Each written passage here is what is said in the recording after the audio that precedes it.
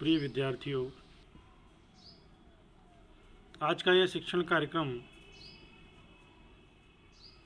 छायावाद की बहुत ही विदुषी कवित्री महादेवी वर्मा पर केंद्रित है। निश्चित रूप से महादेवी वर्मा जिनको छायावादी कवित्री के रूप में जाना जाता है, उनका जन्म फर्रुखाबाद जिले में होली के दिन सन 1907 में एक संपन्न परिवार में हुआ था। इनकी प्रारंभिक शिक्षा इंदौर में हुई। प्रयाग विश्वविद्यालय से इन्होंने संस्कृत में एमए किया।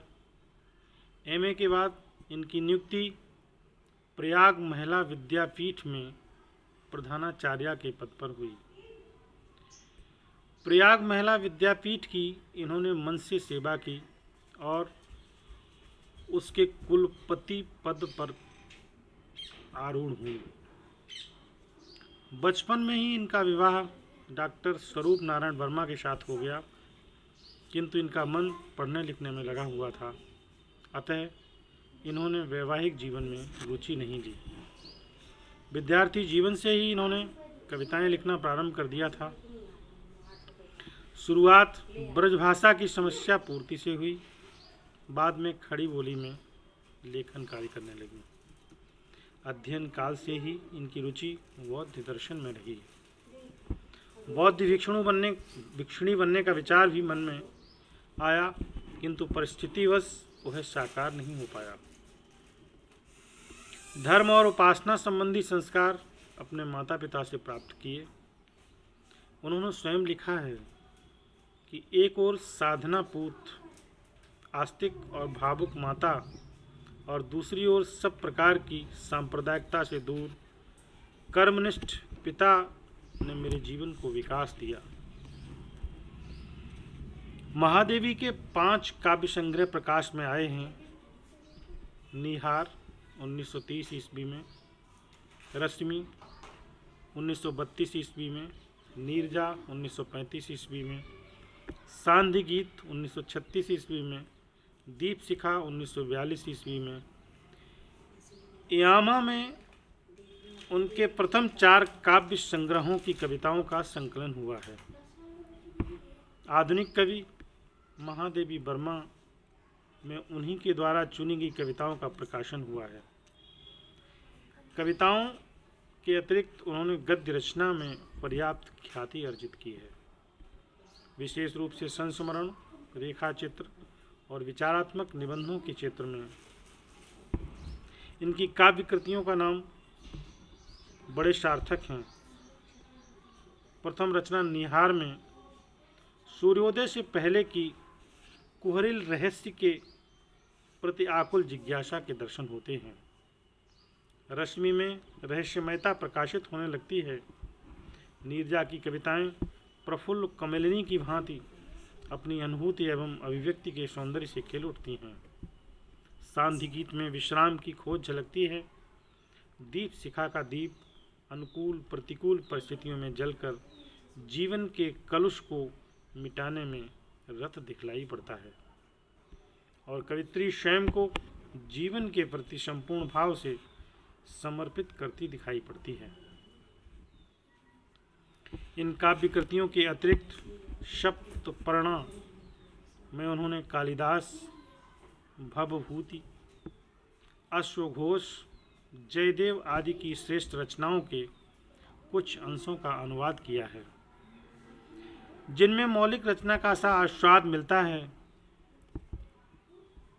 उनके निधन के बाद साहित्य सहकार न्याय ने उनकी कुछ अप्रकाशित रचनाओं का अग्निरेखा के नाम से संकलन प्रकाशित किया है।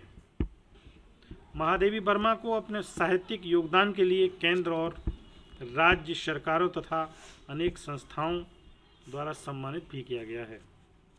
नीरजा पर शेख सरिया पुरस्कार, रश्मि और नीरजा पर मंगला प्रसाद पुरस्कार, यामा और दीपशिखा पर 1982 ईस्वी में भारतीय ज्ञानपीठ पुरस्कार, उत्तर प्रदेश सरकार द्वारा प्रथम भारत भारती पुरस्कार और केंद्र सरकार द्वारा उन्हें पद्म भूषण से सम्मानित किया गया।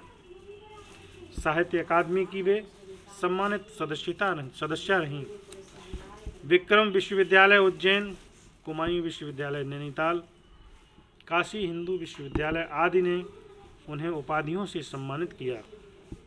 उन्हें काव्य के साथ साथ दर्शन, संगीत और चित्रकला में विशेष दक्षता प्राप्त थी। पशु पक्षियों के प्रति उन्हें बेहद लगाव था। साहित्यिक अभिरुचि के साथ सामाजिक कार्यों में भी उन्होंने विशेष रुचि दिखलाई।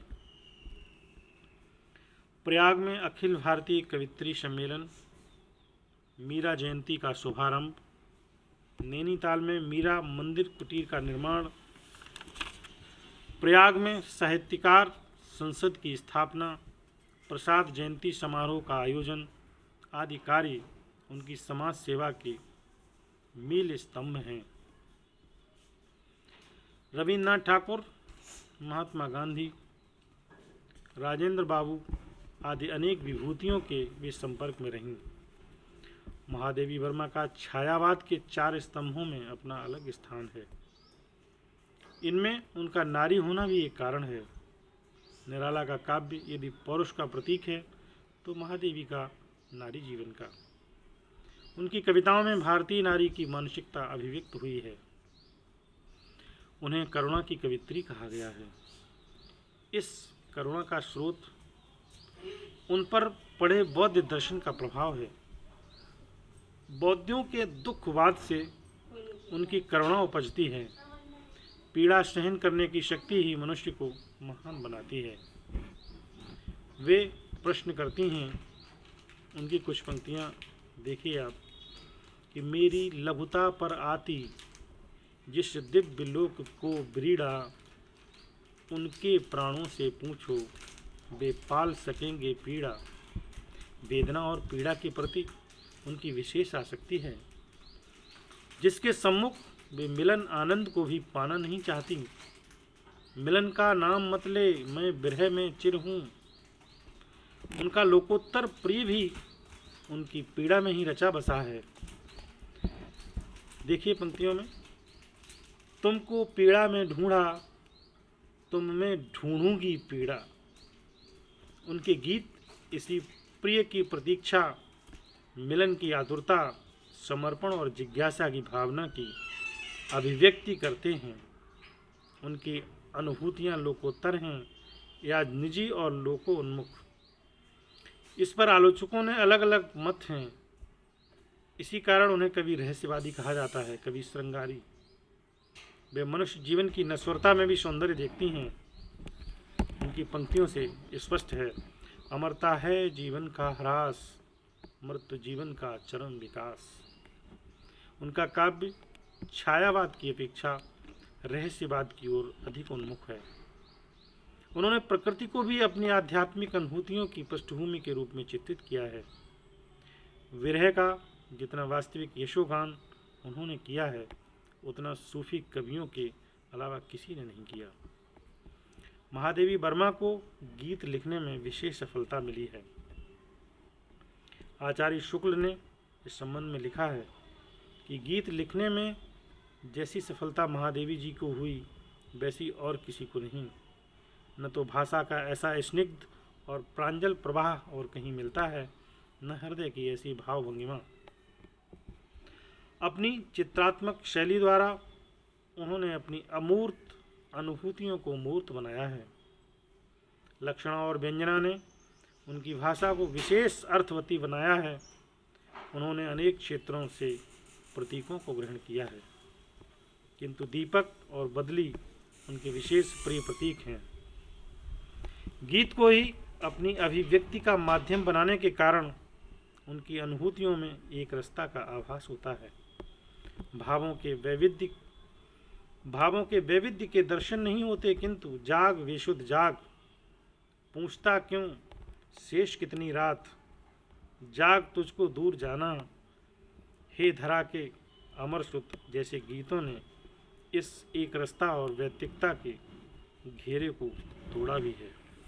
इस प्रकार निष्कर्षतः हम कह सकते हैं कि महादेवी वर्मा हिंदी साहित्य में एक अपना अलग ही स्थान बनाए हुए हैं।